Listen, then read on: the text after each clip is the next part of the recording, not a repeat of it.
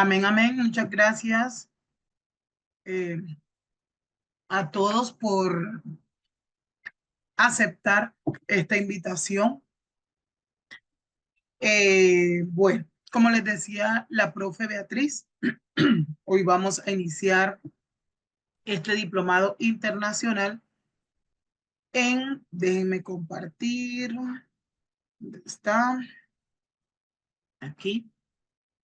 Esta va a ser nuestra presentación en diapositivas que vamos a trabajar en el transcurso de estas 9 jornadas pedagógicas. Como les decía la profe, hoy vamos a iniciar hablando todo lo concerniente a los 4 módulos académicos que estaremos trabajando en el diplomado. Este diplomado lleva como nombre Diplomado Internacional en Neuropsicopedagogía y Procesos Cognitivos Enfocados en la Educación. Quien les habla, Vilma Vázquez Contreras. Soy psicóloga egresada de la Universidad Nacional Abierta y a Distancia, UNAD. Soy especialista en educación inclusiva y pues estudiante de maestría en educación. Continuamos en formación para poder brindarles a ustedes de ese conocimiento que adquiero, pues mucho más para que ustedes retroalimenten. Llevo varios años de experiencia, labor como docente orientador. He elaborado como docente de aula. También, Dios gracias, me dio la oportunidad de trabajar en preescolar, en primaria, bachillerato. O sea que cada uno de esos grados de escolaridad he tenido experiencia y pues de ello podemos hablar, podemos retroalimentar y aprender también. En este diplomado tenemos varios momentos, vamos a tener varios momentos en cada una de las jornadas. Uno de los momentos, pues obviamente es mi intervención.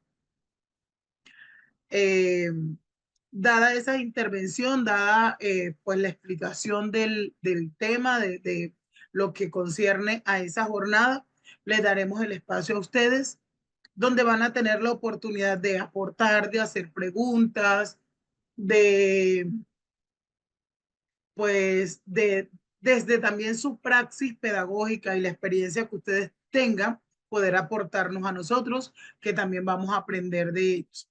Este es un espacio, pues, que yo le llamo muy significativo, porque de acuerdo con las experiencias de cada uno de los participantes que aquí se encuentran, pues también podemos aprender. Y pues también con el conocimiento que los otros participantes tengan. Tenemos dos herramientas o dos, digamos, dos espacios de interacción, que es el audio. Como se darán cuenta, todos tienen el audio desactivado para ver un mayor control en cuanto a la participación, ¿sí? Para que tengamos un mayor control de ello. Y el chat, en este momento lo tienen activo, pero dado el caso que hayan demasiadas, digamos, hacen muchas preguntas o demasiadas interrupciones con temas que aún no estamos en el momento de escribir en el chat, lo que corresponde, el siguiente paso es deshabilitarlo y habilitarlo entonces en cierto momento. Si ustedes son muy juiciosos, son muy cuidadosos al momento de la escritura en el chat, pues obviamente lo podemos dejar libre. El chat en el momento de mi intervención es bueno. ¿Por qué? Porque si ustedes no escuchan, si se me fue el audio, si se está entrecortando, o sea, es la manera más rápida, más, digamos que oportuna para hablarme en el momento, porque obviamente sus audios están inactivos. Pero si dado el caso, hay muchos comentarios o muchas interrupciones, hay que desactivarlo, desafortunadamente. Entonces, de ustedes depende que el audio continúe, el chat continúe activo. Pues es mejor si saludamos al inicio de la jornada, ya cuando la profe esté empezando su intervención, pues ya dejamos de saludar Y si hay que hacer alguna pregunta relacionada con el tema, ojo, relacionado con el tema que estamos trabajando, es conmigo en los procesos pedagógicos es conmigo, en los procesos administrativos es con la profe Beatriz. No respondo ninguna pregunta que tenga que ver con lo administrativo, solo con lo pedagógico. Profe, ¿dónde encuentro el link de esa actividad? Profe, ¿dónde encuentro el video que nos recomendó? Profe, hágame el favor y no pasó la diapositiva y la quiero obtener. Esos son, digamos que los puntos que tienen que ver conmigo, ¿vale? Entonces, antes de iniciar esta introducción, quiero darle gracias a Dios porque me permite nuevamente iniciar este proceso con ustedes. Quiero que pongamos todo en manos de nuestro Creador. Quiero, pues, de antemano, al igual que ustedes, felicitar a la SIL por tan gratificante, digamos, proceso que lleva, ¿sí?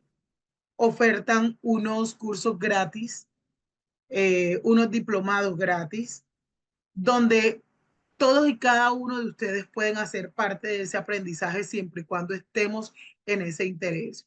Entonces, es una labor que cabe resaltar, ¿sí? Es una labor que cabe resaltar porque todos y cada uno de los profesionales que hacemos parte de la SIL, pues también tenemos ese conocimiento que aportarle a ustedes. Entonces, pues también darle gracias a Dios porque permite cumplir tantos años de aportándole a una sociedad llena de conocimiento. Le damos gracias porque también permite estos espacios en los cuales podemos interactuar, podemos compartir conocimiento y eh, podemos retroalimentar. Sé que muchos de los temas o muchos de los eh, conceptos que vamos a trabajar ya ustedes lo han escuchado en algún momento de sus vidas, pero es bueno la retroalimentación. El aprendizaje nunca está de más. Siempre vamos a estar en constante aprendizaje, siempre vamos a estar en constante evolución. Entonces, allí, pues estamos invitados y a todo eso, pues le agradecemos a Dios. Le ponemos en sus manos este espacio, que sea Él, que sea Él, pues brindándonos la sabiduría necesaria para entender, para comprender y para llevar a la práctica todos estos temas que vamos a trabajar cada una de estas noches. Bien, iniciamos entonces.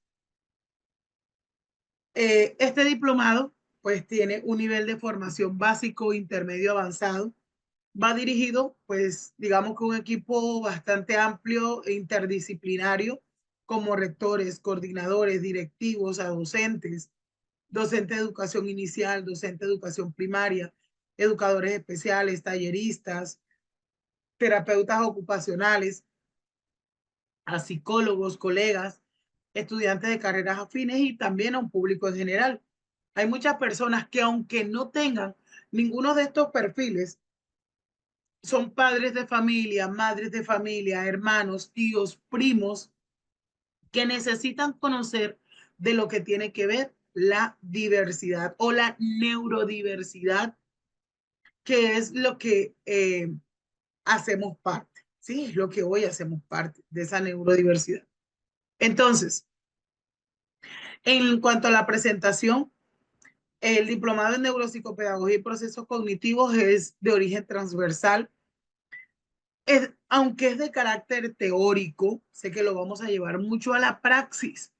¿Por qué lo vamos a llevar a la praxis? Porque vamos a trabajar estudio de casos, vamos a observar lecturas que debemos llevarlo al contexto, o sea, a nuestra praxis pedagógica, para luego poder responder a a ciertos interrogantes, a ciertas preguntas que tengamos allí.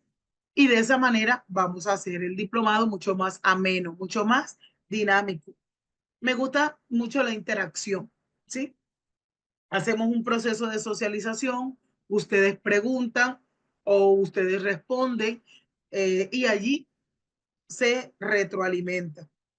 Entonces, de esa manera se hará, digamos que teórico práctico. En él vamos a analizar y vamos a integrar los conocimientos de este programa. Y con el estudio de esta temática vamos a buscar prevenir, vamos a buscar detectar ciertas alteraciones que se evidencian en los procesos cognitivos, en los procesos comportamentales y que de una u otra manera afecta el desarrollo del aprendizaje escolar en nuestros estudiantes. Entonces, al poder llevar a la práctica todos estos temas, pues obviamente vamos a poder comprender de mejor manera cada uno de los conceptos. Hoy vamos a ver solo 4 plantillas. Como les digo, estamos 5 porque nos vamos a finalizar la introducción con lo que son los modelos pedagógicos. 5 plantillas veremos hoy. En la plantilla número 1 vamos a ver todo lo que son, o el módulo número 1. En el módulo número 1 trabajaremos la neuropsicopedagogía y procesos cognitivos enfocados en la educación.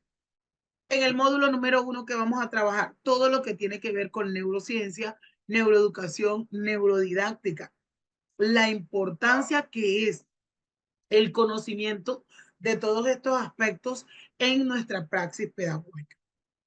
En el módulo 2 vamos a trabajar dislexia, disgrafía y discalculia como trastornos del neurodesarrollo. En ello trabajaremos estrategias educativas para trabajar el TDAH y el TEA.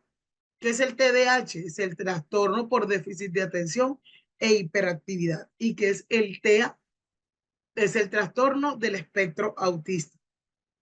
¿Por qué vamos a trabajar estrategias educativas para trabajar TDAH y TEA? ¿Y por qué tenemos dislexia, disgrafía y discalculia? Perdón. ¿Por qué tenemos dislexia, disgrafía y discalculia arriba? Todos estos son trastornos del neurodesarrollo que estos trastornos del aprendizaje pueden estar afectando el proceso cognitivo del estudiante si presenta alguno de estos dos trastornos, ¿sí? TDAH y TEA.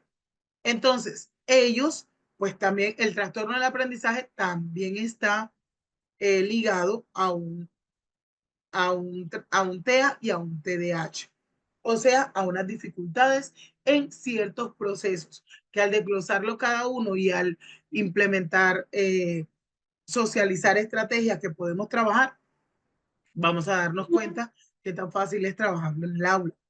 En el módulo 3 trabajaremos las funciones ejecutivas, que son las habilidades para la vida y el aprendizaje. Y en el módulo 4, el aprendizaje en el aula desde la perspectiva de la neuroeducación. Entonces nos vamos aquí a la plantilla número 1. Cuando hablamos de neuropsicopedagogía, es importante tener en cuenta que la neuropsicopedagogía se centra en investigar cómo se produce el aprendizaje, ¿verdad? Y cómo se desarrollan las funciones cognitivas en el cerebro. ¿Cuáles son las funciones cognitivas? La atención, la memoria, el lenguaje, la percepción, la resolución de problemas y otras habilidades que son necesarias para el proceso educativo. A través de la comprensión de todos estos mecanismos neurobiológicos y psicológicos que también están ligados al aprendizaje, la neuropsicopedagogía, ¿qué hace? Buscar mejorar los métodos de enseñanza, buscar promover estrategias educativas más efectivas y personalizadas para mejorar ese proceso pedagógico. Esta disciplina de la neuropsicopedagogía considera factores como lo que lo es el desarrollo cerebral, como lo son las diferencias individuales, como lo son las dificultades de aprendizaje, como lo son las habilidades especiales y los trastornos neuropsicológicos como puntos de estudio para poder comprender cómo funciona el cerebro dentro de ese proceso cognitivo. Todos los profesionales en neuropsicopedagogía eh, pueden trabajar en colaboración con nosotros los educadores, con los psicólogos y con otros especialistas para poder evaluar, para poder diagnosticar y para poder intervenir en situaciones de dificultad o en situaciones de trastorno del aprendizaje. ¿Y cómo lo van a hacer?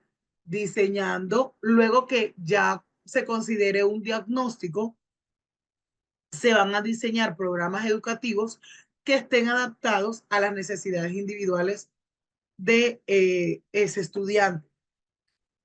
Entonces, basado en ese conocimiento aportado por el estudio de la neurociencia y de la neurociencia educativa, la neuropsicopedagogía como disciplina que está derivada de la neurociencia y de la neurociencia educativa, se enfoca entonces en utilizar todos esos conocimientos acerca del sistema nervioso, del cerebro y su desarrollo, con la finalidad de crear un mejor método de aprendizaje en el sistema educativo. Por eso es importante conocer primeramente qué es la neuropsicopedagogía, ¿verdad? Esto, pues, vamos a decir que toma cada vez más fuerza la neuropsicopedagogía, porque es como una nueva metodología de aprendizaje. Y esto se debe principalmente a que se enfoca en el estudio de las funciones de nuestro cerebro, que quien aprende es nuestro cerebro, ¿verdad? En el cerebro se recepciona toda la información que retenemos, que almacenamos, que recuperamos. Todo eso a través de la sinapsis, que son las conexiones neuronales, y es donde se da el aprendizaje. Así como también influye en la forma en que se da el aprendizaje, en cómo se representa, todos esos enfoques innovadores ante esos modelos educativos que habían sido o que quedaron atrás, que ya están obsoletos ante el proceso de aprendizaje. La neuropsicopedagogía entonces se encarga básicamente de insertar los conocimientos acerca de los procesos nerviosos, de los procesos cerebrales en el modelo educativo, y pues busca cómo lograr que el aprendizaje sea cada vez más efectivo, sea cada vez más adecuado, de manera que pueda cubrirse todas esas necesidades educativas a nuestros estudiantes. ¿Cuál es su principal objetivo? Si hablamos de neuropsicopedagogía, al al igual que la disciplina matriz de la neuropsicopedagogía, está la neurociencia y la neurociencia educativa. Este tiene como objetivo principal la comprensión. ¿La comprensión de qué? De cómo aprende el cerebro, ¿sí?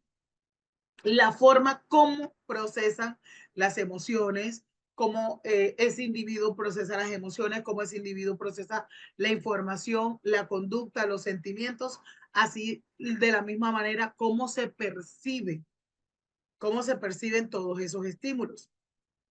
La comprensión del cerebro desde ese enfoque neuropedagógico implica como tal una reestructuración de la forma en que se capacitan como tal a los docentes. Sin embargo, eh, llevar a cabo la implementación de todos esos conceptos neuropsicopedagógicos en nuestra práctica profesional es la que nos va a llevar entonces a la obtención de mejores resultados en el proceso de enseñanza-aprendizaje.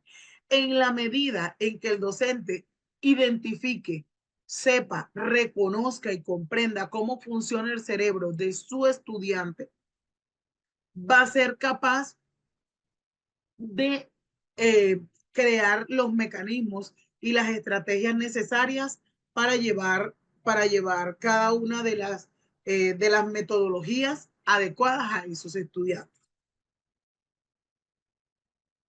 Entonces, en este sentido donde se logra potencializar el desarrollo del cerebro de los estudiantes, cuando comprendemos cómo se da esa individualidad Entonces allí podemos crear hábitos de estudio que son los que van a estimular el interés del estudiante y en definitiva que estos niños consigan esa verdadera utilidad para aprender.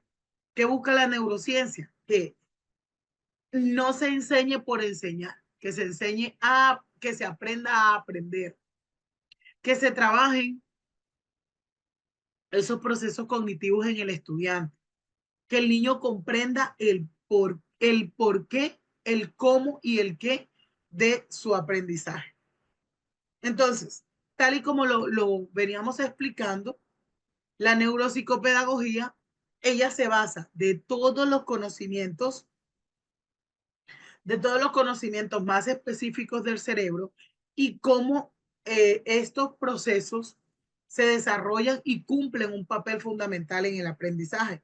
Entonces, es allí donde la neuropsicopedagogía aporta una serie de fundamentos que le sirve o que nos van a servir para determinar los métodos, las técnicas más idóneas en nuestra praxis o en nuestra práctica pedagógica. El aprendizaje es un factor que interviene en el desarrollo del cerebro. El cerebro atrae la realidad basándose en ciertos patrones. Y pues no podemos desconocer que las emociones también cumplen un rol protagónico en el proceso de aprendizaje y enseñanza. Entonces, el apoyo como tal en las experiencias previas es una cualidad elemental del cerebro. Y el cerebro tiene la capacidad de procesar, de analizar la información de manera simultánea. Todo esto con la intención de lograr procesos de aprendizaje más competentes en el aula. La neuropsicopedagogía no solo toma en cuenta los fundamentos de los procesos cognitivos, sino que también va más allá de una serie de principios que están relacionados directamente con el aprendizaje y cómo vamos a poder potencializar. Hay algo que no debemos desconocer y que debemos reconocer, y es que eh, el alumno siempre debe ser estimulado para que haya motivación y para que este estudiante esté abierto al aprendizaje, a los nuevos retos que se presentan en el día a día, en el aula diaria. Una buena forma de lograr esa motivación en el estudiante es que despertemos el interés. Entonces allí es donde la neuropsicopedagogía nos llama o nos invita a despertar siempre el interés en el estudiante, a enfocarnos en actividades que estimulen sus emociones y que le hagan sentir que lo que está aprendiendo es útil para su vida. En este diplomado vamos a hablar mucho de lo que es la neurociencia, de lo que en sí es el cerebro, de lo que es el aprendizaje efectivo. ¿Por qué? Porque gracias a todos estos estudios de la neurociencia podemos comprender de una mejor manera cómo funciona ese órgano fundamental del proceso del aprendizaje, que es ¿quién? Nuestro cerebro. Todo educador a nivel mundial, ¿sí? Que realmente esté comprometido. Permítanle un momento a la doctora Vilma que ya se va a conectar nuevamente.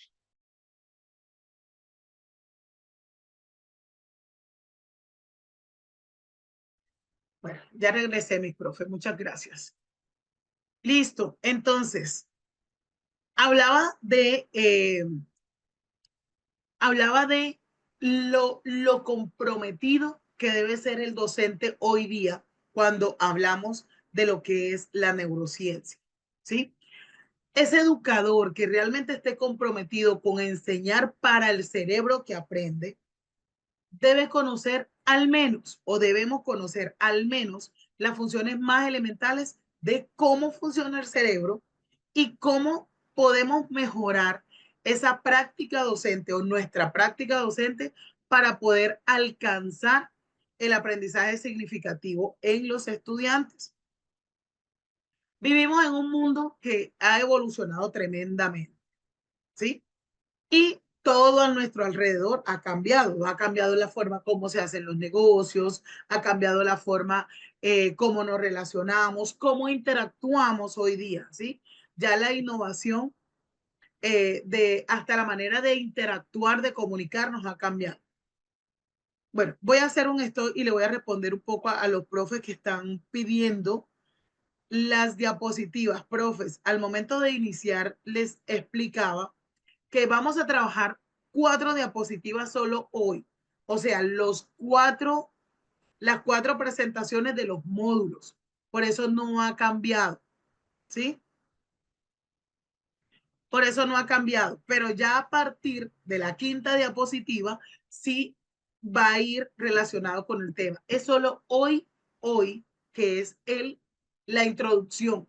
O sea, no puedo presentarle todas las diapositivas de todos los temas, de toda la temática que estoy trabajando. Por eso solo le presento el nombre del módulo y en él les explico todo lo que vamos a trabajar allí. ¿Sí? Por eso es que solo están viendo la presentación 1, o sea, el módulo 1 de la diapositiva. ¿Sí? Me hago entender, mis profes. Ya a partir de que comencemos a trabajar el módulo 1 y los subtemas que van allí relacionados en el módulo 1, si cada tema va a tener su plantilla. ¿Sí? Cada tema tiene su plantilla, cada tema tiene su explicación. Hoy por lo que es lo macro del diplomado. ¿Sí? Es por ello, mi profe. Vale. Gracias por entender. Bien, entonces les hablaba que todo ha cambiado. La forma como nos comunicamos, la forma como se hacen los negocios, porque esto ha venido evolucionando. Y también es increíble que a pesar de tanta evolución, ¿sí? De tantos cambios a nuestro alrededor en cuanto al sistema educativo, aún se siga trabajando o se siga formando con modelos tradicionales. Entonces, ¿qué es importante? Conocer cómo ha venido evolucionando. Este sistema tradicional de enseñanza no pone su principal enfoque en el aprendizaje, pone su enfoque en la enseñanza. Y y todo lo que tiene que ver con lo administrativo, los horarios, los programas, el currículo, el entorno social, los dispositivos, los libros, los horarios, los recursos tecnológicos, la matrícula, las finanzas, por mencionar algunos temas que se ven en el contexto educativo. Pero al poner su enfoque en la gestión de la enseñanza y no en el aprendizaje, es fácil darnos cuenta por qué el sistema educativo se encuentra en jaque en la actualidad. El sistema tradicional de enseñanza prácticamente se caracteriza por la presentación de un contenido que el estudiante debe practicar o debe memorizar para luego hacer una prueba o un examen. Ese no vendría siendo nuestro caso porque ya la educación evolucionó, ¿verdad?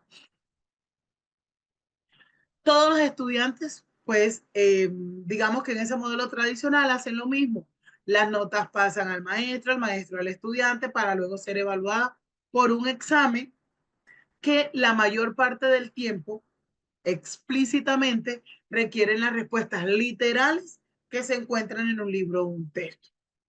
Dicho de otra manera, el estudiante es premiado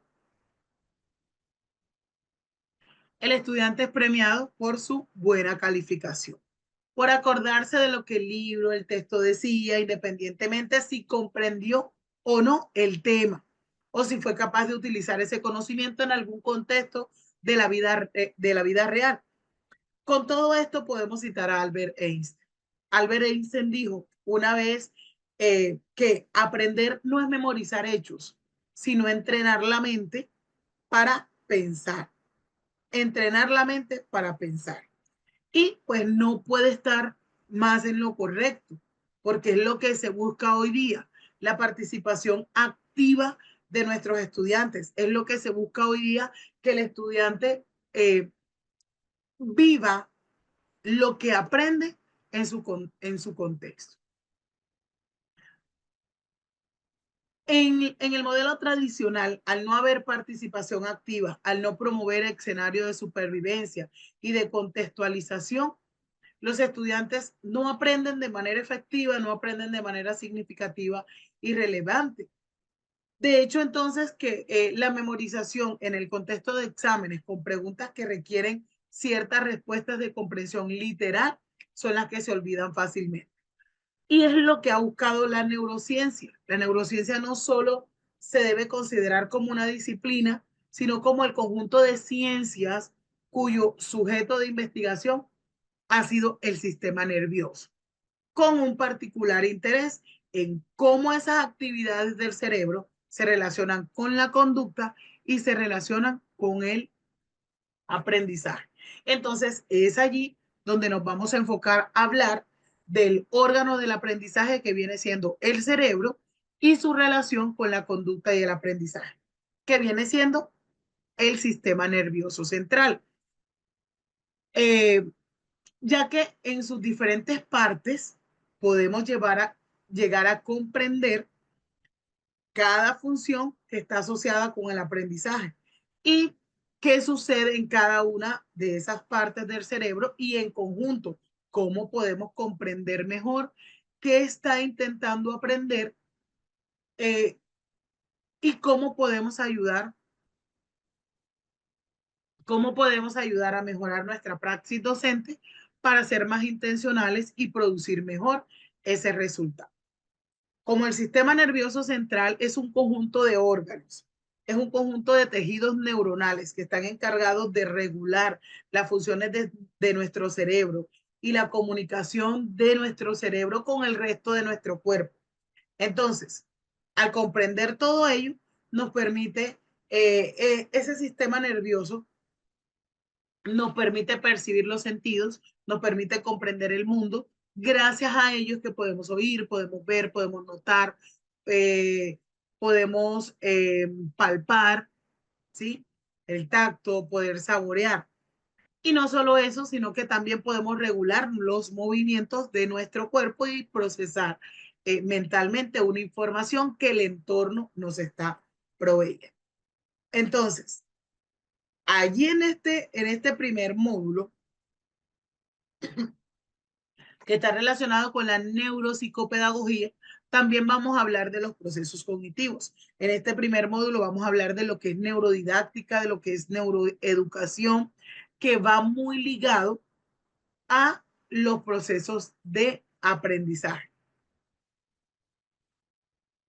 Cuando hablamos de psicología como tal, o cuando hablamos de neurociencia, debemos recordar que la neurología desde mucho tiempo atrás se ha relacionado con el estudio del sistema nervioso, ¿verdad?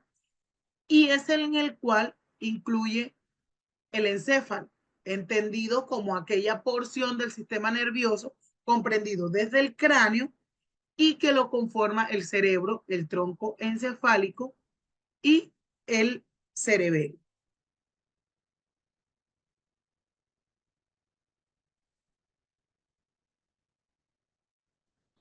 Bien.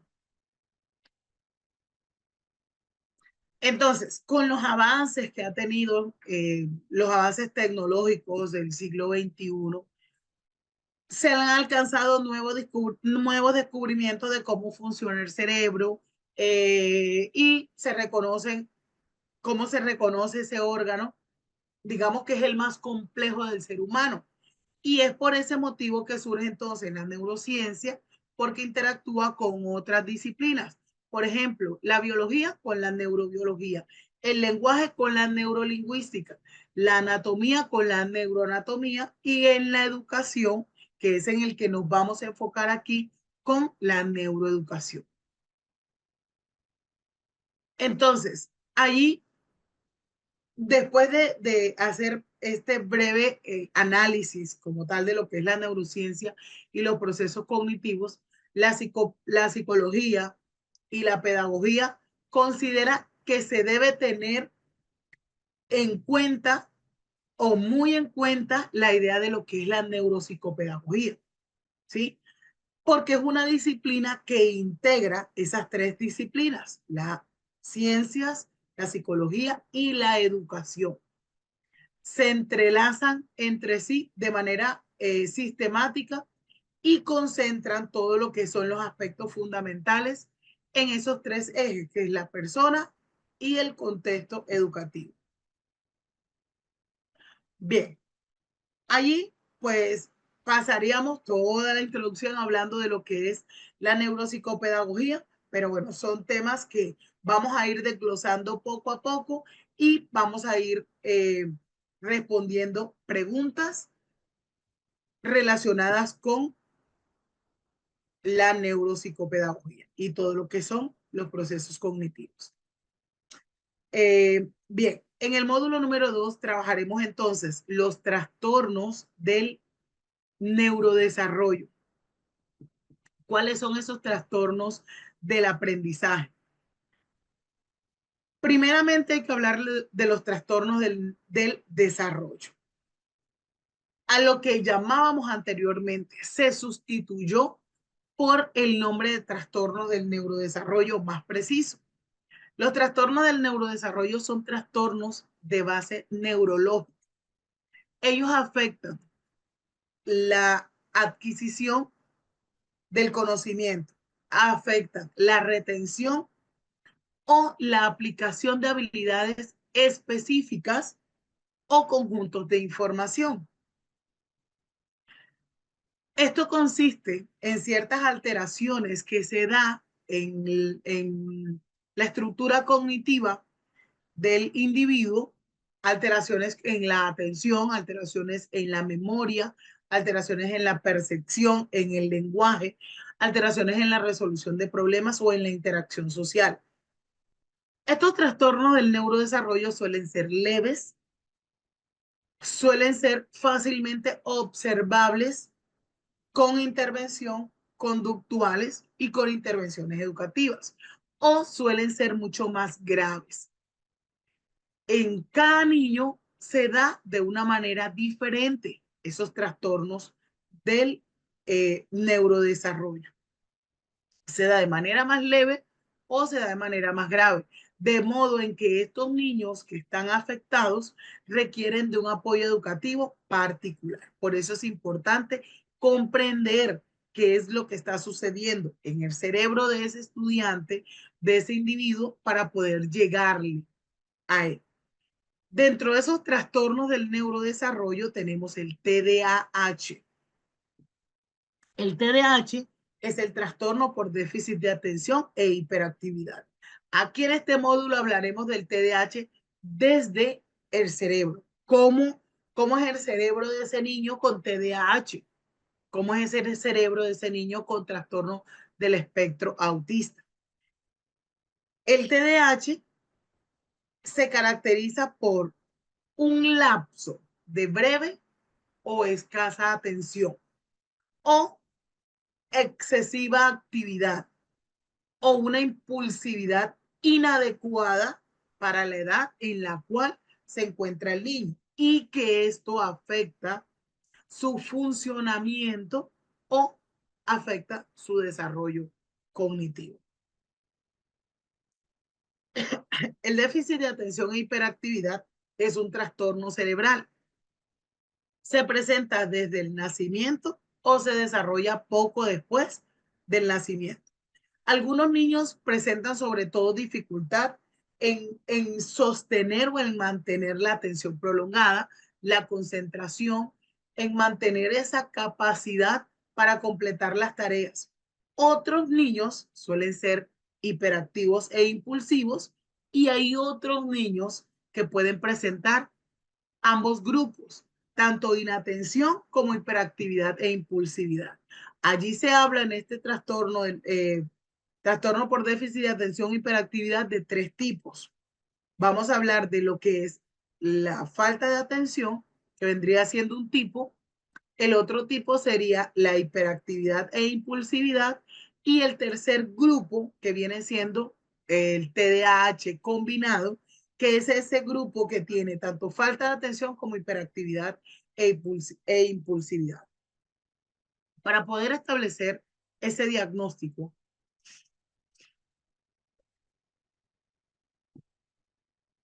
el médico, los especialistas, utilizan un sinnúmero de cuestionarios que debemos, a algunos lo llevan a la institución educativa, ¿sí? Para que lo rellene tanto el docente orientador o el docente director de grupo, los padres y datos importantes de lo que se ha observado en el estudiante. Este diagnóstico no se da así. Llevaron al niño y enseguida el médico, el neurólogo le dijo al papá, este chico tiene TDAH. No, eso es un proceso que se lleva a cabo. Primero, la observación es una ruta que se debe cumplir.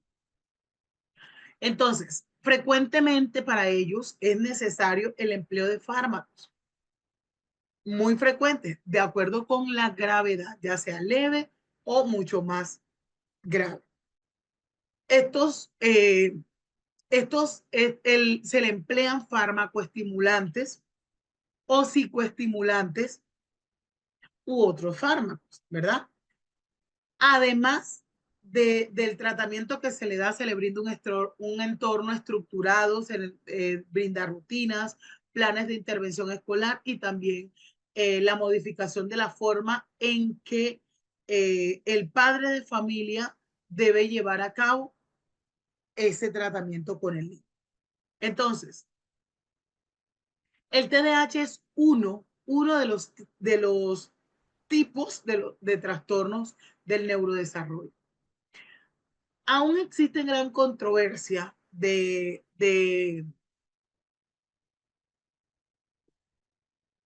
por qué o cómo ese niño llega a tener trastorno por déficit de atención e hiperactividad. Pero sí es evidente ya, de acuerdo con todos los estudios de la neurociencia, de que el 5 y el 15% de los niños están afectados con TDAH y que es más frecuente que se dé en niños que en niñas. Muchas de las características como tal de ese trastorno por déficit de atención e hiperactividad se evidencia antes de los 4 años de edad, ¿sí? En otras ocasiones o en otros individuos se pueden observar antes de los 12 años ese tipo de comportamiento o ese tipo de dificultades que presentan. Pero puede no afectar significativamente el rendimiento académico y la actividad social hasta eh, cuando el niño comience ese proceso de escolarización, ¿sí? El niño pueda que tenga 3 años y se le note la impulsividad, se le note la hiperactividad, se le note la falta de atención, pero esto puede ser de acuerdo también con el contexto, ¿verdad? Y por eso suele confundirse con pautas conductuales. Cuando ya el niño ingresa a su etapa escolar de 6 a los 12 años, es donde se evidencian más ese tipo de, o se puede tratar más ese tipo de trastorno. Anteriormente el déficit de atención se denominaba simplemente trastorno por déficit de atención. Sin embargo, la frecuente ocurrencia de hiperactividad en los niños afectados, que es lo que realmente es una extensión física del déficit de atención e impulsividad, llevó a que se cambiara esa terminología. O sea, trastorno por déficit de atención e hiperactividad.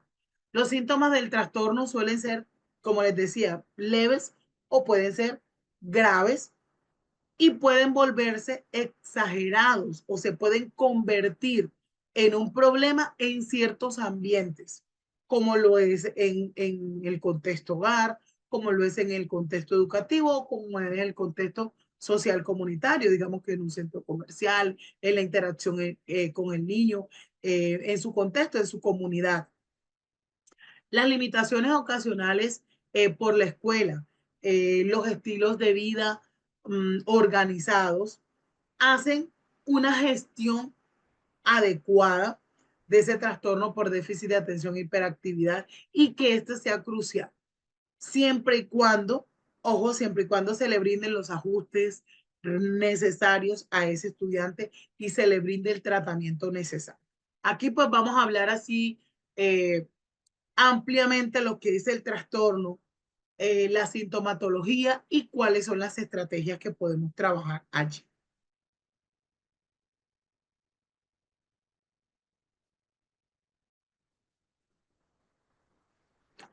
Listo. Bueno, las causas,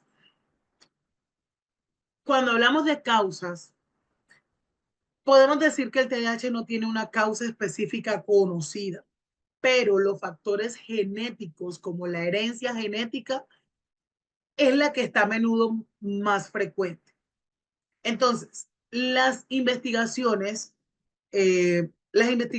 recientes indican que el déficit de atención e hiperactividad probablemente implica una anomalía en los neurotransmisores. Los neurotransmisores son las sustancias que transmiten los impulsos nerviosos dentro de nuestro cerebro, ¿sí? Otros factores de riesgo puede ser que el niño presente un trastorno por déficit de atención e hiperactividad, bajo peso al nacer, digamos que el niño cuando nació pesó menos de 1.500 gramos. eh, También se puede dar de que el niño nació sin TDAH, pero tuvo un traumatismo craneal, tuvo un accidente y tuvo traumatismo craneal. Allí puede afectar ese desarrollo o ese neurodesarrollo y pueda que luego de tener tantos años presente TDAH, alguna infección encefálica, cuando el niño presenta carencias de hierro, apnea obstructiva del sueño, cuando ese individuo está expuesto al plomo, a contaminación ambiental y por alguna exposición prenatal de alcohol o tabaco o posiblemente también la cocaína. Entonces, pueda que yo como madre de familia genéticamente no le puedo transmitir a mi hijo el TDAH, pero si fui consumidora de alcohol, de tabaco o de cocaína, de sustancias psicoactivas, es muy probable que el niño, pues, al nacer, venga con trastorno por déficit o un trastorno del neurodesarrollo. No vamos a hablar solo de el TDAH. El trastorno por déficit de atención e hiperactividad también se relaciona con acontecimientos ocurridos durante la infancia, por ejemplo, la violencia, el maltrato o el abandono.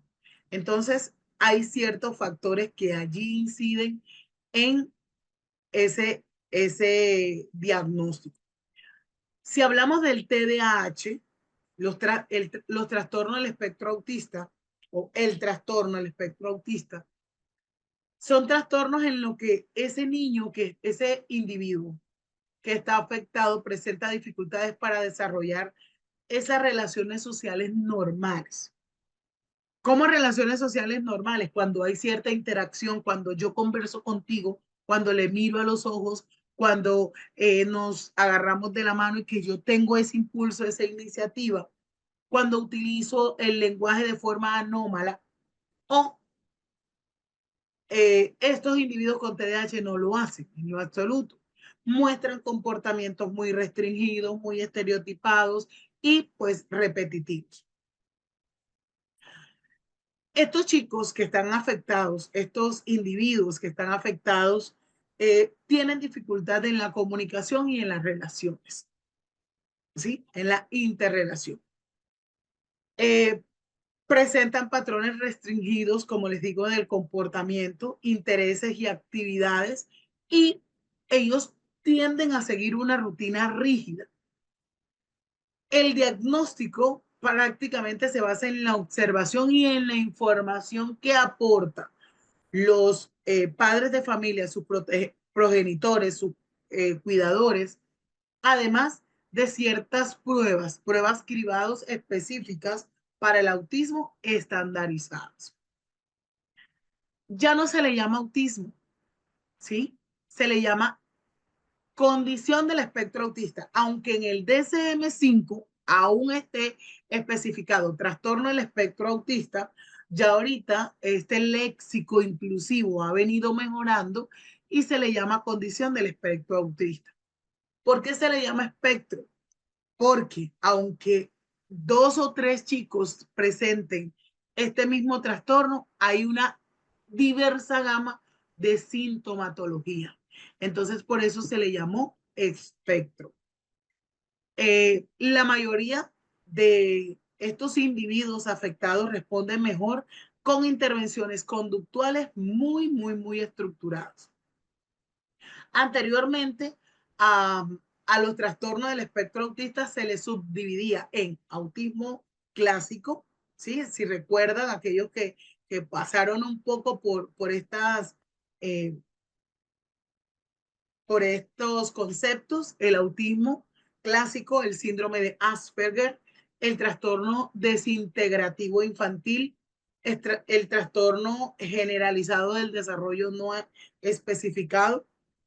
Más sin embargo, hubo tanta suposición que esto fue difícil de hacer ciertas distinciones en cuanto a lo que era el Asperger, el que era el autismo, en lo que era el trastorno desintegrativo infantil.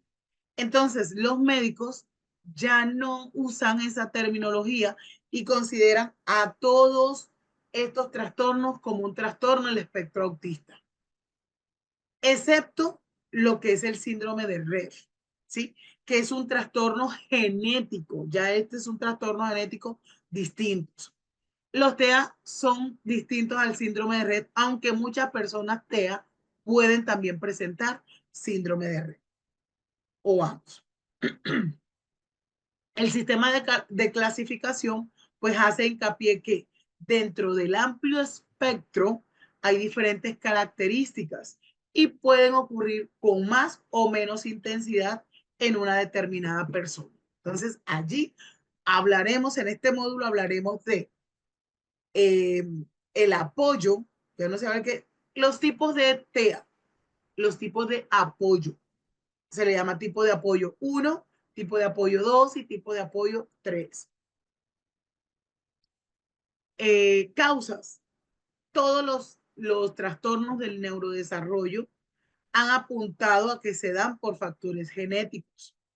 Otros, pues otros aportes, según las investigaciones, se da por, al igual que el TDAH, por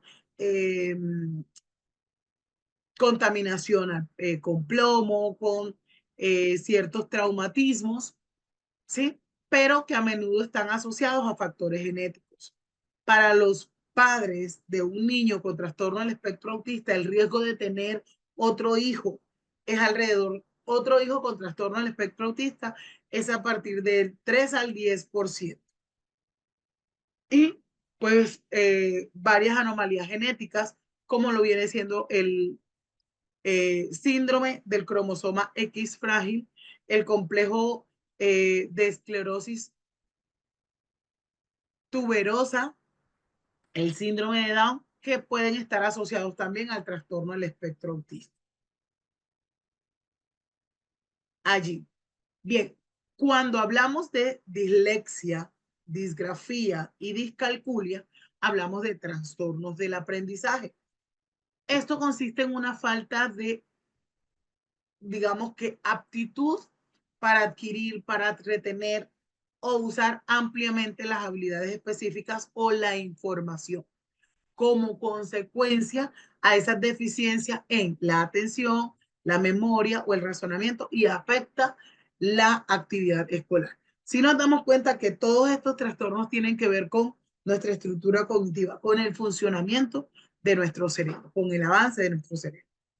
Estos niños que están afectados con este tipo de trastorno del aprendizaje, eh, digamos que tienden a ser lentos en ese proceso cognitivo. en el aprendizaje de los colores, de las letras, de los números, en las habilidades para aprender a contar, para aprender a secuenciar, para aprender a distinguir esas nociones alto, bajo, lejos, cerca, grande, pequeño, lateralidad, derecha, izquierda. Estos chicos también son evaluados por especialistas en aprendizaje y también se le hacen una serie de pruebas académicas de inteligencia. Los médicos aplican ciertos criterios que están adaptados a la habilidad del niño de acuerdo a esa edad, ¿sí? El tratamiento consiste en un plan de aprendizaje que esté adaptado a las habilidades del niño. Este también es un trastorno del neurodesarrollo. Los trastornos del aprendizaje son totalmente distintos a la discapacidad intelectual, ¿sí? No podemos confundir. Y se da en niños regulares o incluso en niños con alta funcionalidad intelectual. Los trastornos del aprendizaje afectan solo ciertas funciones, mientras que un niño con una discapacidad intelectual, la dificultad afecta ampliamente las funciones ejecutivas. Y es allí donde existen estos tres grupos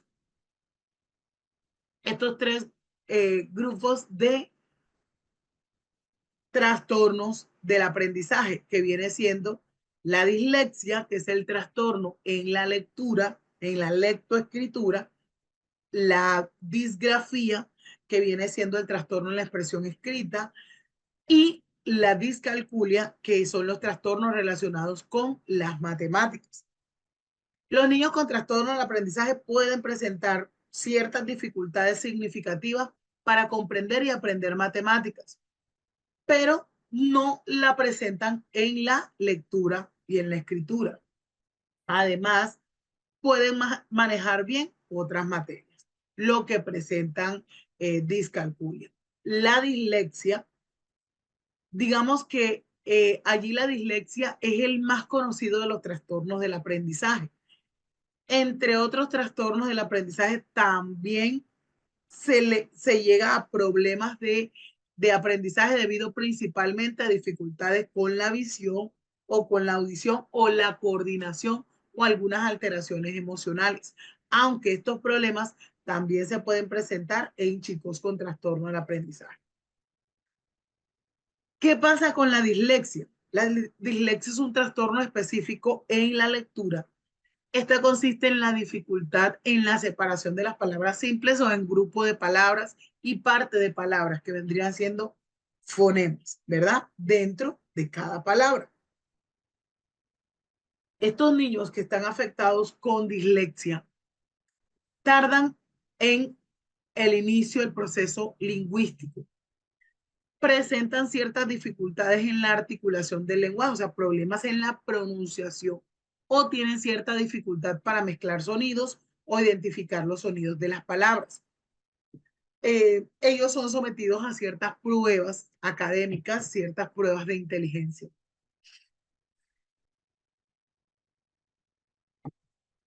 Y se les hace un tratamiento que consiste en instrucciones directas para el reconocimiento de ciertas palabras.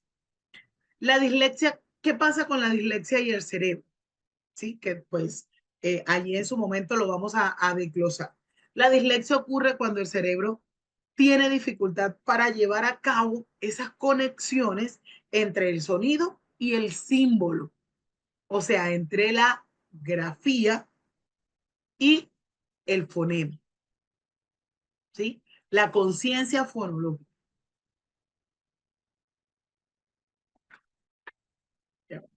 Es que se me va a descargar aquí. La conciencia fonológica. Entonces, esta dificultad tiene su origen en problemas poco conocidos en determinadas conexiones neuronales. Estos problemas están presentes desde el nacimiento y son los que causan ciertos errores en cuanto al deletreo, en cuanto a la escritura. Hay una reducción en la velocidad y en la precisión al leer en voz alta, aunque las inversiones de letra que a menudo ocurren en estos niños con dislexia eh, también pueden estar afectados por algunos problemas visuales. En la mayoría de los casos, los problemas están relacionados con la forma en que el cerebro percibe los sonidos, cómo los entiende, cómo los interpreta, porque esa persona con dislexia no tiene problemas para comprender el lenguaje hablado. Si usted al niño le explica lo que está allí en la plantilla, él le va a entender cuál es la dificultad cuando él requiere de una lectura. Bien, allí en el módulo número 3 vamos a hablar de lo que son las funciones ejecutivas. ¿Qué son las funciones ejecutivas?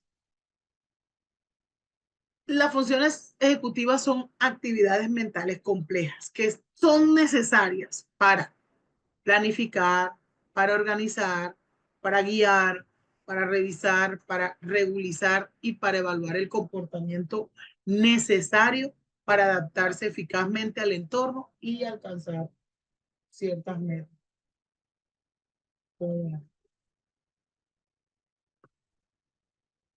Ciertas metas. Entonces, dentro de esas funciones ejecutivas, encontramos diferentes procesos mentales que viene siendo la memoria de trabajo. ¿Sí? Aquí vamos a trabajar herramientas para trabajar esa memoria de trabajo. ¿Qué es la memoria de trabajo? Es esa capacidad de almacenamiento temporal de información y de procesamiento. ¿Sí? La memoria de trabajo es eso que estamos haciendo en el momento.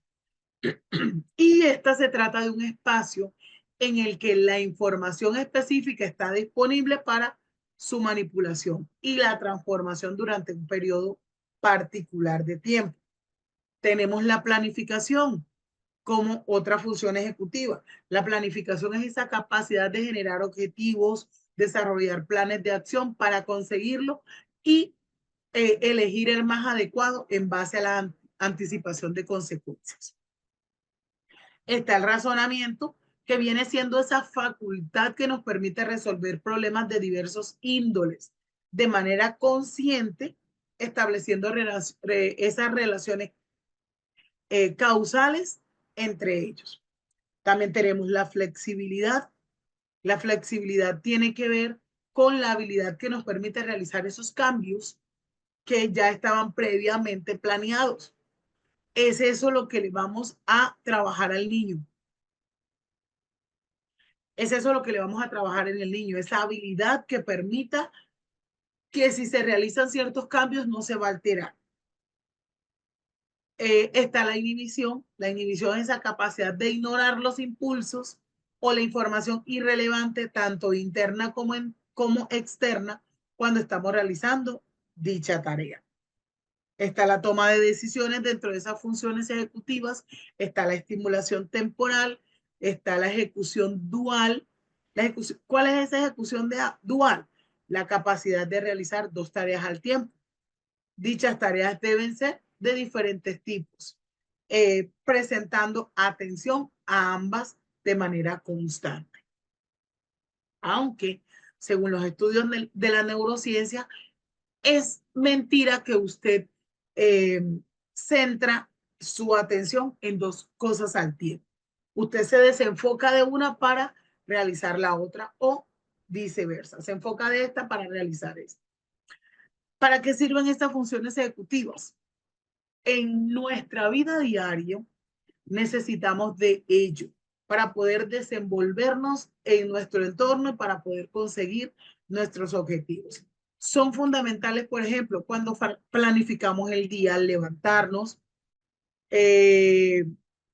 cuando pensamos que tenemos que hacer algo, hacemos un orden, cuando Pensamos en el tiempo que vamos a tardar en hacerlo, cuando tenemos que ir de un sitio a otro, e incluso si tenemos que modificar ese plan que tenemos en marcha. Entonces, allí es donde se da, o allí es donde necesitamos el desarrollo de esas funciones ejecutivas. Bien, y las funciones ejecutivas se desarrollan con ciertas actividades que realizamos en el día a día en el aula de clases.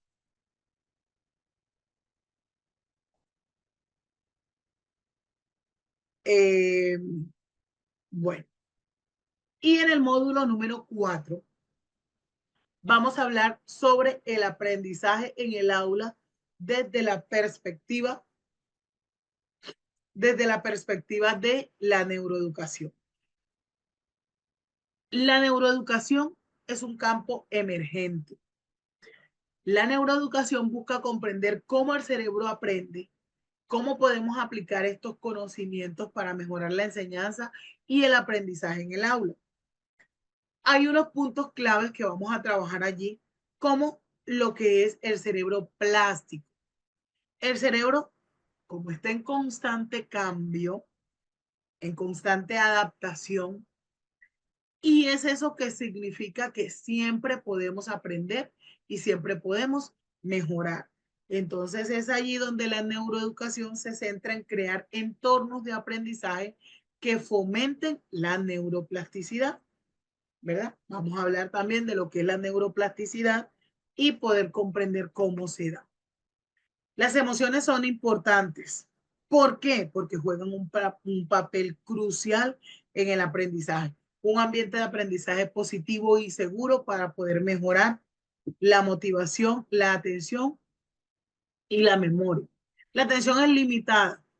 Entonces, el cerebro solo puede procesar la cantidad limitada de información a la vez. La neuroeducación enfatiza entonces la importancia de captar y mantener la atención en los estudiantes. Allí la memoria es constructiva. La memoria no es un registro perfecto del pasado. El cerebro reconstruye los recuerdos cada vez que los recuperamos. Y es lo que significa que los recuerdos puedan cambiar con el tiempo. También se da el aprendizaje social. El cerebro está diseñado para aprender en ese contexto social. Nuestro cerebro aprende de toda esa información que nos aporta el contexto, la interacción con otros estudiantes, con los profesores y mejora como tal el aprendizaje. Por eso la neurociencia nos llama a que, como nuestro cerebro es un cerebro social,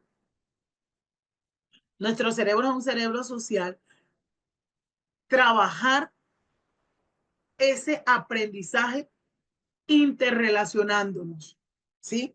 Dándole la oportunidad al niño de que desarrolle, estimulándole el desarrollo de las habilidades de los diferentes tipos de aprendizaje. Sabemos que hay aprendizaje implícito, hay aprendizaje explícito, hay aprendizaje significativo, hay aprendizaje cooperativo, colaborativo, aprendizaje memorístico también, aunque eh, cuando hablamos de los modelos de aprendizaje de la actualidad, el constructivismo, por ejemplo, hablamos de que el aprendizaje memorístico ya está o se ha dejado de lado, pero no podemos desconocer que este tipo de aprendizaje también es necesario que lo usemos en ciertos momentos de la vida.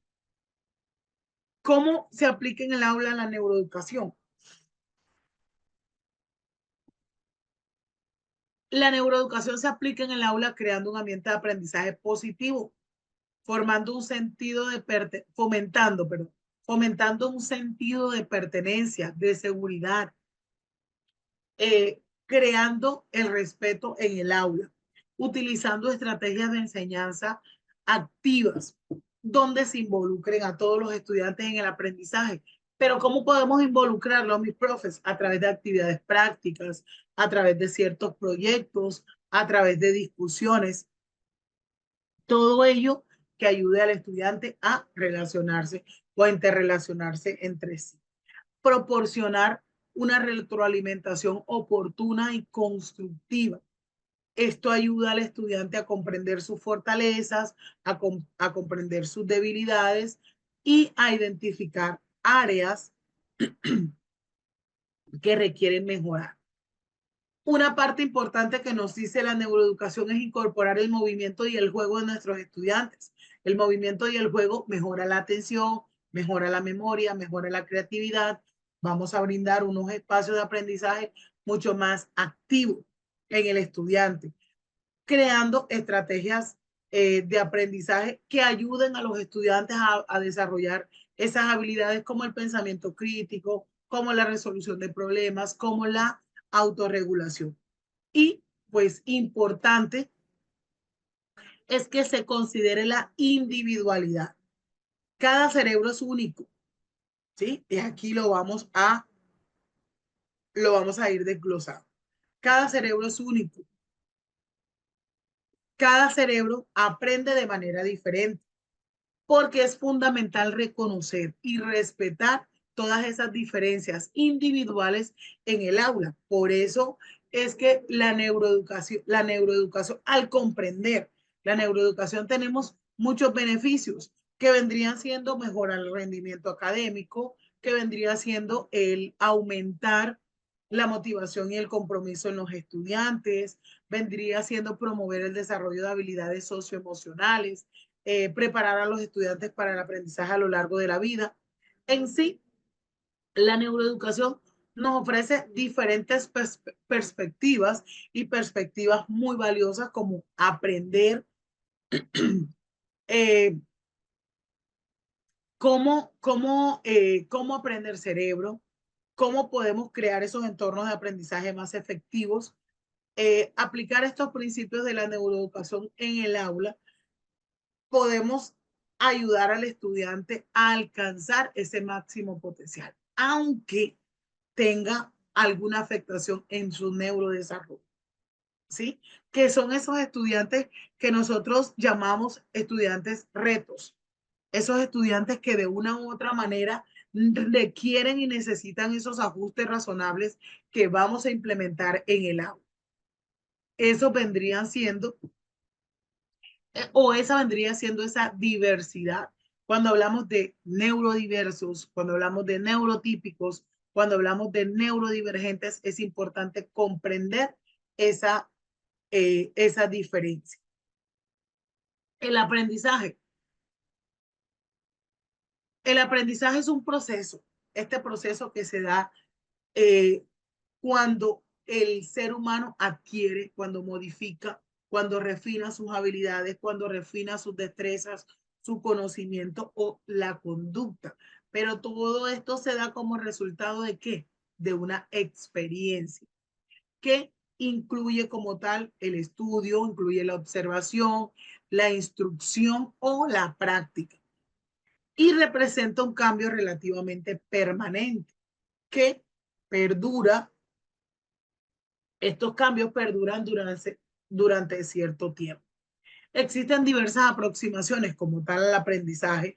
Hay algunas teorías que se basan en esos cambios observables que el aprendizaje produce en el comportamiento, como es el conductismo. Otras se centran en los cambios en los procesos del pensamiento, que son los internos, que viene siendo el cognitivismo. Ambas perspectivas tratan de explicar cómo el individuo, cómo nosotros podemos lograr el aprendizaje y cómo podemos aportar información valiosa para poder mejorar esa práctica educativa. El aprendizaje humano se vincula eh, con variables, ¿sí? Variables sociales, variables emocionales, variables culturales y pues también variables biológicas.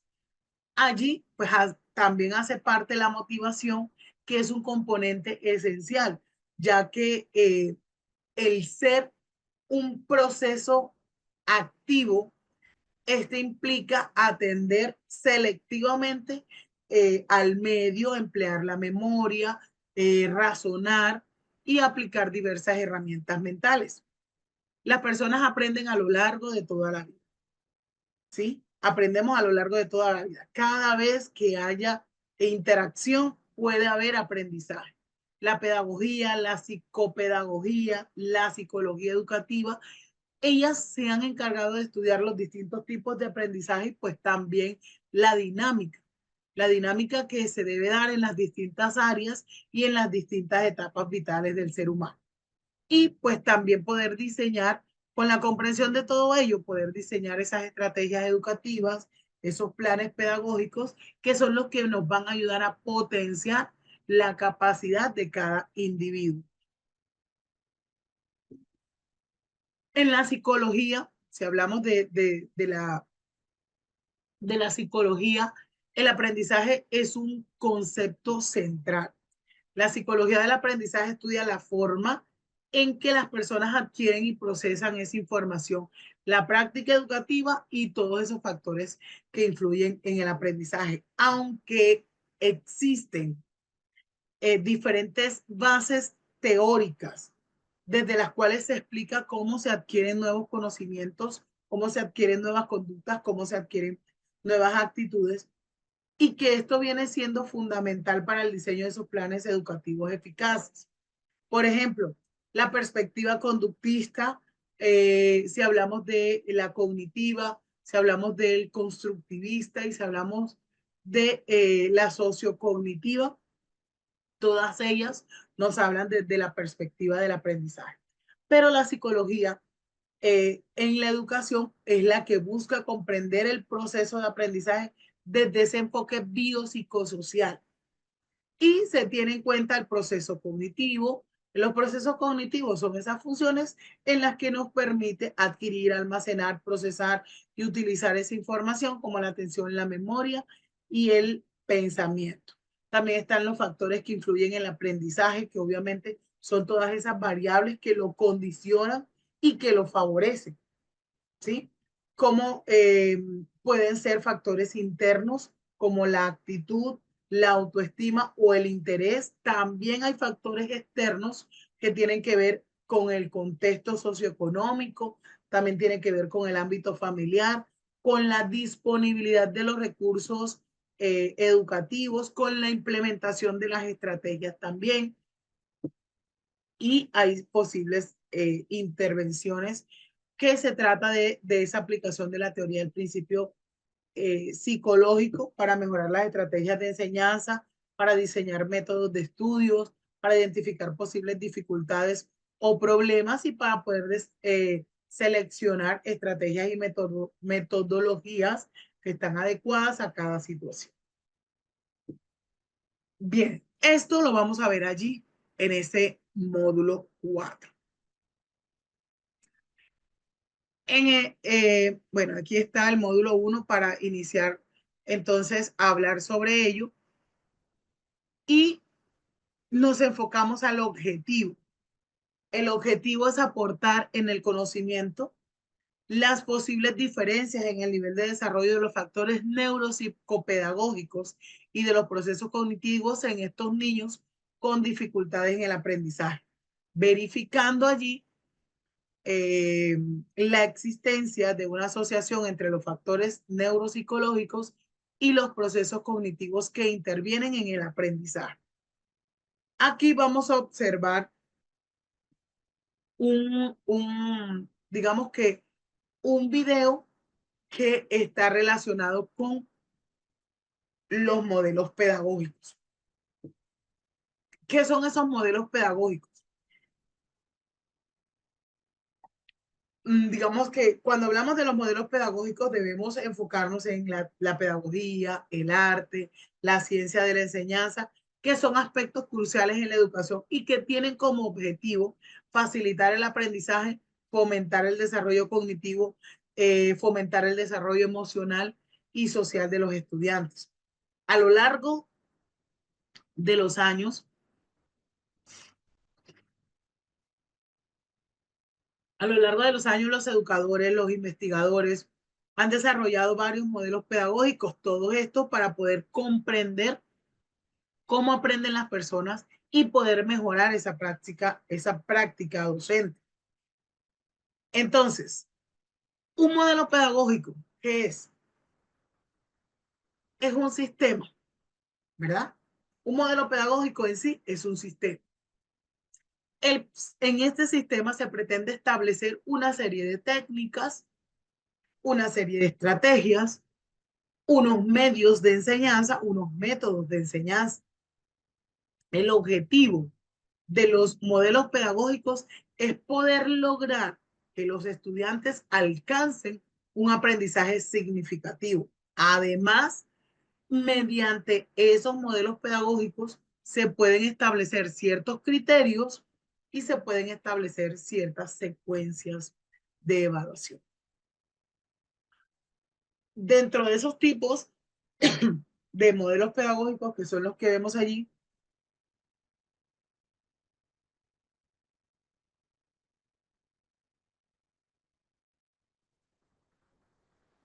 eh, dentro de esos tipos de modelos pedagógicos, mi profe, el módulo 1 se llama neuropsicopedagogía y procesos cognitivos enfocados en la educación.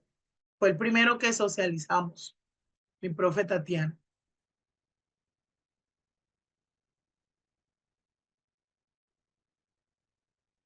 Bien, hablaba de los modelos pedagógicos.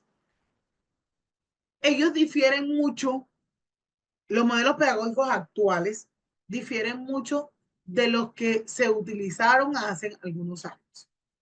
¿Sí? Los estudios, las investigaciones en pedagogía, todo esto viene avanzando a ritmos agigantados. Y por eso es importante conocer cada uno de ellos. ¿Por qué inicio con este objetivo y con el socializar qué son los modelos pedagógicos?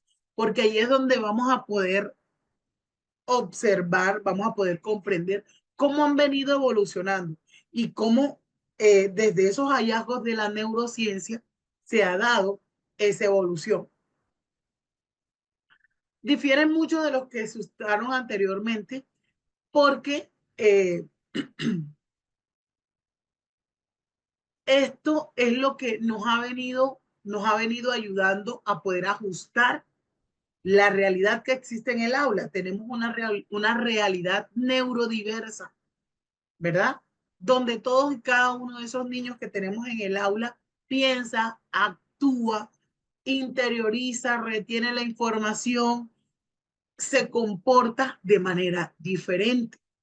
Entonces, allí es donde vamos a poder ajustar ese, ese,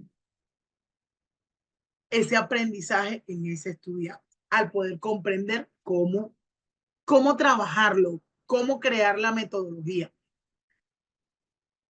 Ese modelo pedagógico tradicional es quizás el más antiguo, ¿sí? Y es el que, pues, ampliamente está más reconocido. Este modelo sigue el enfoque del maestro, donde eh, eh, el conocimiento se transmite del maestro al estudiante y se da de manera jerárquica.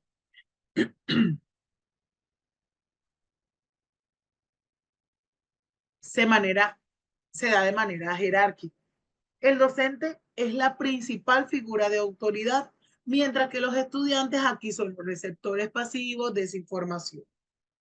Este modelo a menudo implica la utilización de ciertas conferencias, de libros, de textos, de memorización como principal método de instrucción.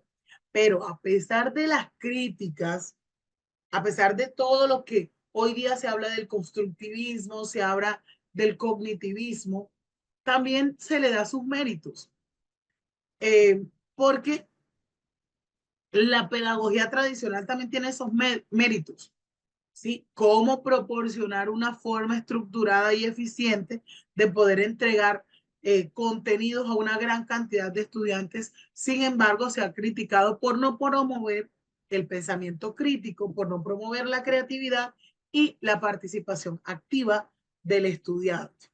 Allí dentro de todos esos modelos vemos eh, el modelo el modelo pedagógico conductista. Allí en este modelo se basa prácticamente en los principios del conductismo, que es el que postula que el aprendizaje es el resultado de asociaciones entre estímulo y respuesta.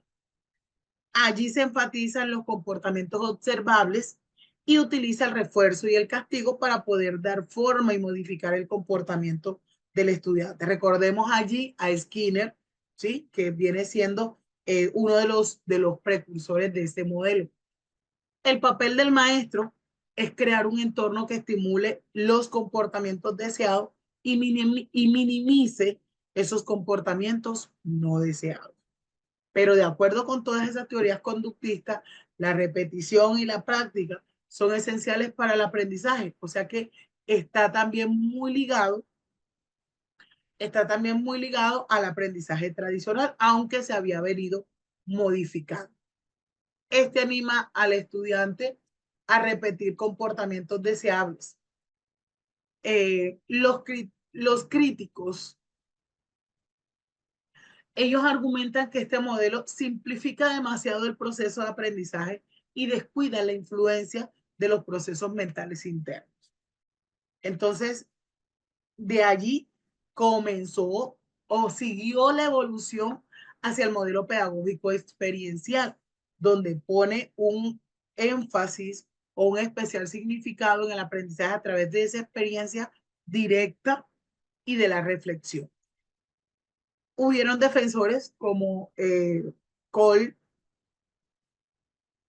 de ese enfoque y creen que el estudiante aprende mejor cuando se involucra activamente en situaciones del mundo real y reflexiona sobre esa experiencia.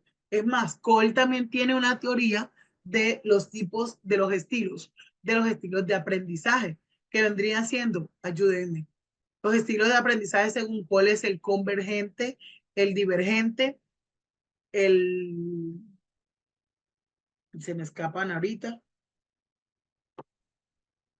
está el convergente, el divergente, oh,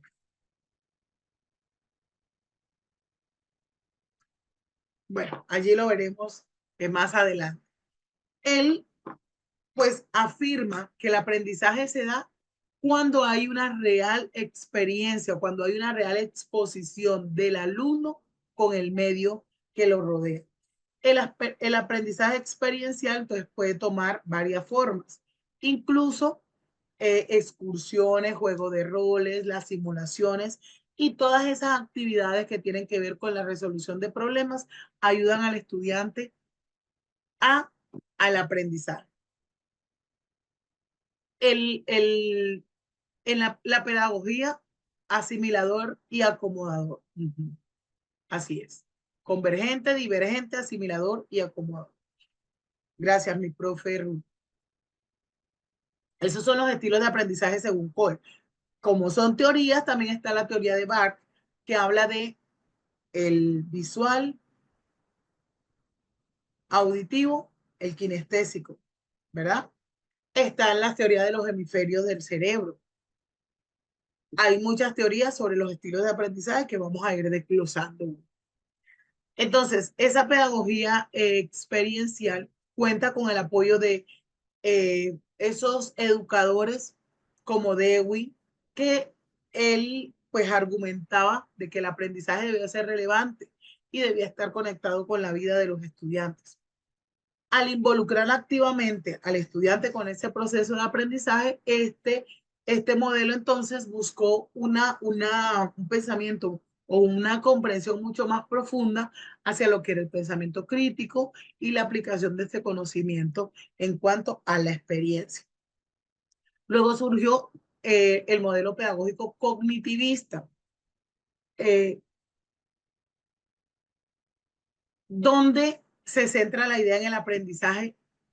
La idea del aprendizaje prácticamente se centraba allí en el proceso mental interno, que involucra el procesamiento de la información, involucra la memoria y la resolución de problemas. Todos esos teóricos cognitivos proponen que los estudiantes construyan activamente el conocimiento organizado, organizando, codificando y recuperando información. ¿Qué hacía en este modelo? Los docentes desempeñan un papel fundamental, un papel vital, que es el que facilita el aprendizaje, porque brinda experiencias significativas, experiencias estructuradas que promueven el desarrollo cognitivo. Allí se emplean estrategias como el andamiaje, el modelado, para poder ayudar al estudiante a comprender esos conceptos complejos. Luego llegamos al constructivismo, el modelo pedagógico constructivista, donde se basa en los principios del constructivismo, que sugiere que el alumno construye activamente los conocimientos y la comprensión a través de sus experiencias, de los conocimientos previos, de la interacción con el entorno. Entonces, el constructivismo rechaza totalmente la noción de ese aprendizaje pasivo, de ese estudiante pasivo, y pues más bien alienta al estudiante a explorar, a cuestionar, a construir su comprensión del mundo. Cuando hablamos allí de la pedagogía constructivista, cuando hablamos de esa pedagogía constructivista que fue defendida por, eh, por Piaget y por Piaget y por Vygotsky, donde ellos donde apoyaban mucho lo que es el aprendizaje que estaba centrado en el estudiante, en las actividades que estuvieran basadas en la investigación, porque el maestro allí actúa como facilitador, como guiador, como digamos que el que despierta ese interés en el estudiante para explorar y en el que lo apoya a hacer conexiones entre la nueva información y los marcos mentales ya existentes. Si bien entonces la pedagogía tradicional y el conductismo históricamente han denominado las prácticas educativas, los modelos experienciales, cognitivistas y el constructivismo, pues son los que hoy día han venido ganando, digamos que prominencia, por ese énfasis en el aprendizaje activo, por hacerle énfasis como tal en el pensamiento crítico y la agencia del alumno. Es esencial que nosotros como profes incorporemos elementos de múltiples modelos para crear esa experiencia de aprendizaje en esa aula inclusiva, que sea la que satisfaga las necesidades de todos nuestros estudiantes.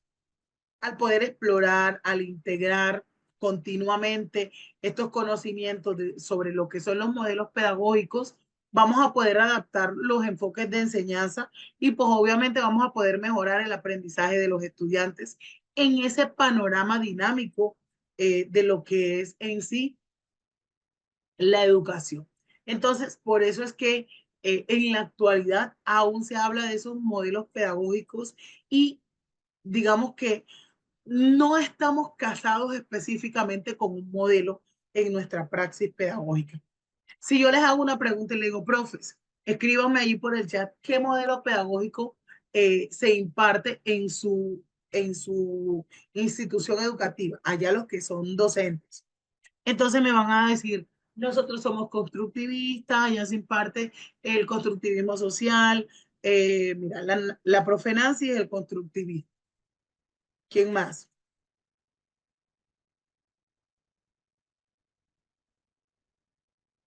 Modelo transversal. El constructivista dice Mikey, Merly también dice que el constructivista, el experimental o experiencial dice Davy, constructivista Angeli, pero un poco desenfocado, dice Nancy. El constructivismo y el constructivista y el modelo tradicional, el cognitivo, soy mamá y trabajo varios. Así es, el conductismo social cognitivo, el experiencial, el humanista, constructivista.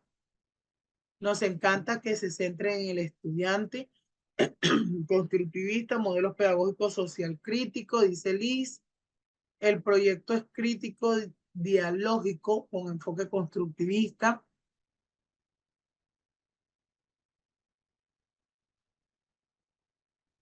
Todos estos modelos que vemos en pantalla y que acabamos de socializar uno a uno, digamos que en nuestra praxis docente utilizamos un poco de cada uno, ¿sí? A veces somos un tanto tradicional en cierto tema porque se requiere que sea así. La estrategia o la metodología se requiere que sea así, pero no todo el tiempo de nuestra praxis lo va a hacer. A veces se requiere, pues, en la mayoría del tiempo el constructivismo, ¿sí? Porque necesitamos que el estudiante obtenga un aprendizaje significativo, pero en ciencia cierta, el modelo pedagógico impartido en el aula viene siendo en sí, desde la transversalidad de la educación, tomar un poco de cada uno. Aquí dice, disculpe una pregunta, ¿se retoman los modelos por competencia y el modelo conectivista? Creo que son parte importante. Así es, mi profe. El conectivismo hoy día está haciendo énfasis o está haciendo gran importancia en los modelos, dentro de los modelos pedagógicos. ¿Por qué? Porque es muy cierto, tanto en los modelos por competencia como en el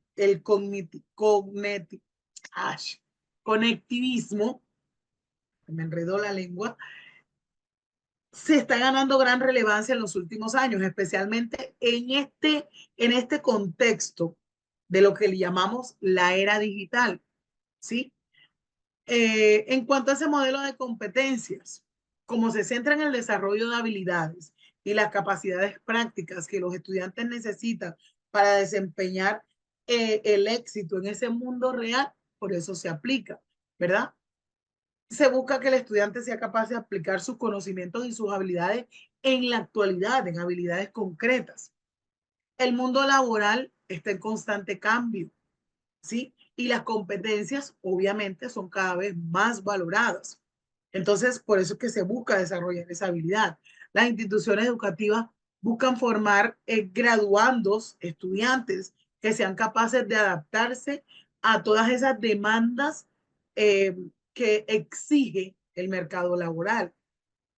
Y la globalización y la digitalización pues ha impulsado esa necesidad de competencias transversales, como lo viene siendo el pensamiento crítico, la resolución de problemas y la comunicación efectiva. Entonces, de allí, pues que se ha venido trabajando cada uno de esos enfoques. Bueno, dice Nancy, yo pienso que se puede poner en marcha todo, solo que hay que saber qué es relevante de cada uno. Así es. No se trabaja uno, sino una mezcla. Ok, muy bien. Gracias por responder por medio del chat. Bueno, vamos a finalizar hasta acá la introducción.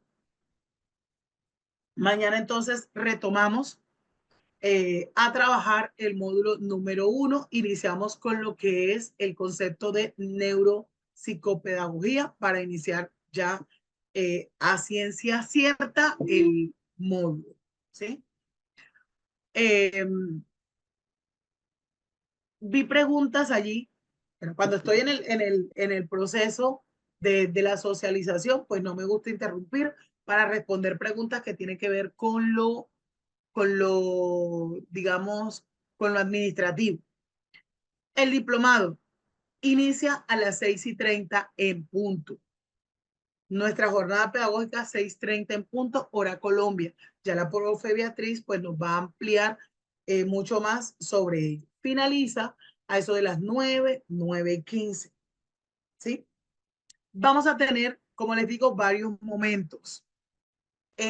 Vamos a tener un grupo que se llama grupo académico, Todavía no nos hemos ido, mi profe, no se vayan, no se despidan, porque la profe tiene mucha información que darles, ¿sí? La profe Beatriz.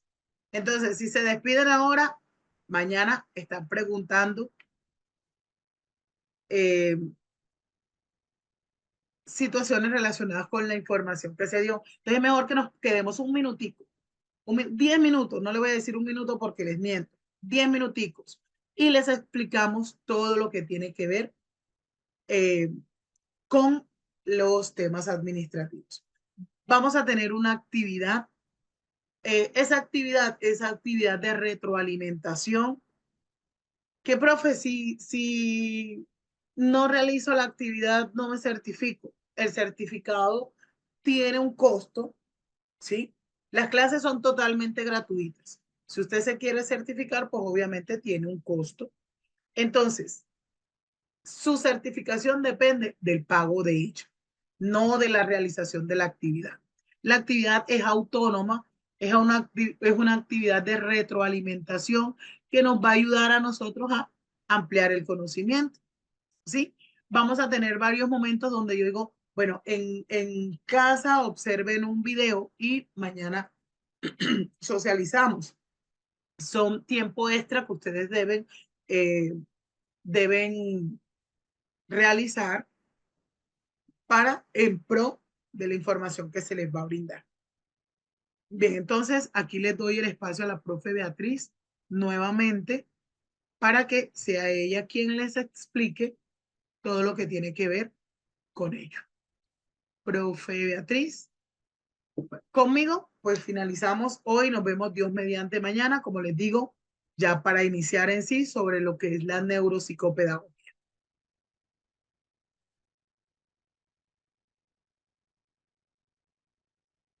Profe Betty está por aquí.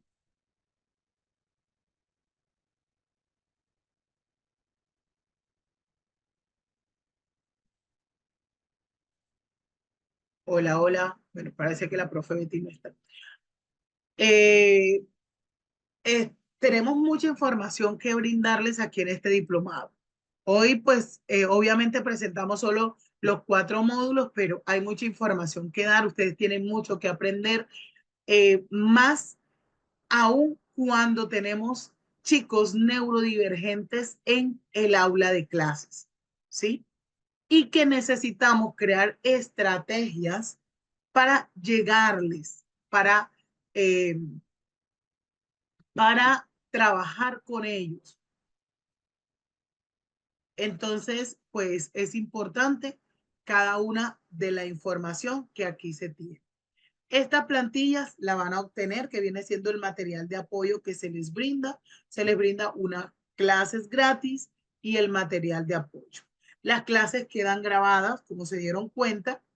Eh, el proceso está siendo grabado. Ustedes en el grupo oficial obtienen el día siguiente de la clase un link donde van a encontrar allí la clase grabada, ¿sí? También se les va a enviar el link donde van a encontrar el material de apoyo. El material de apoyo es estas diapositivas, otros libros más que les recomiendo, ciertos videos eh, que van a trabajar allí y por demás. Y pues también la, la información que se les presente diariamente, información que le vamos a socializar diariamente. Entonces, eh, dice la profe Juliana, profe, ¿ustedes tienen especialidad para educación inclusiva o mejor dicho, para estudiantes con necesidades específicas? ¿Cómo así que especialidad, mi profe? O sea, cursos o diplomados que estén enfocados en educación inclusiva. Esa es su pregunta, mi profe Juliana.